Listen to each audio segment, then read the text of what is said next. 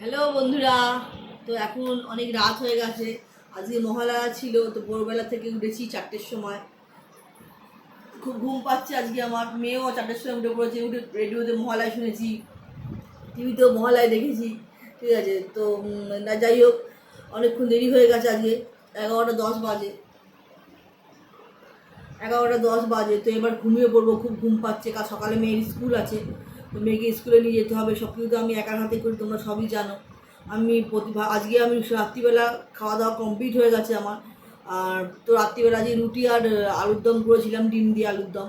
তো খেয়েও নিয়েছি আমি আর মেয়ে। তোমায় ভেবেছিলাম দেখাবো, কিন্তু দেখাবো করে প্রতিদিনই বলি, কিন্তু দেখানো হয় না। কারণ রাত্রিবেলা খুব চাপ থাকে আমার। সারাদিনই আমার চাপ থাকে, কিন্তু যেহেতু একার সংসার, সব কিছু একা হাতে করতে হয়। তো তোমার তো আমি আগেই বলেছি। যাই হোক, আমি ডিমের তরকারি আর রুটি খেয়ে নিয়েছি। খাওয়া দাওয়া সব কমপ্লিট হয়ে গেছে। এবার মেয়ে সকালবেলা স্কুল আছে বলে তাড়াতাড়ি মেয়েকে শুয়ে দিচ্ছি। তাও অনেক দেরি হয়ে গেছে, 11টা বেজে গেছে। 10টার সময় শুয়ে দিলেই ভালো হতো। তো আমি একটু জিরের জল খাচ্ছি। এই জিরের জলটা খাওয়ার পরে আমার একটু গ্যাসের প্রবলেম হয়, তো আমি জিরের জল প্রতিদিনই খাই।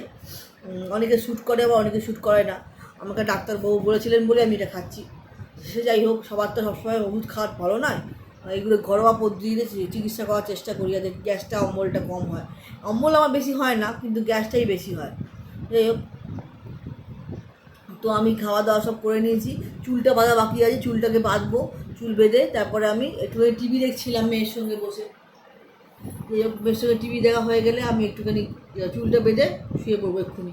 তো আজকে আর ভিডিওটাকে বড় করছি না, এখানেই রাখছি। শুভরাত্রি, তোমরা সবাই ভালো থেকো। আমি আবার কালকে একটা নতুন ভিডিও নিয়ে তোমার সাথে দেখা করবো। এখন রাখছি। Good night, tata, bye bye.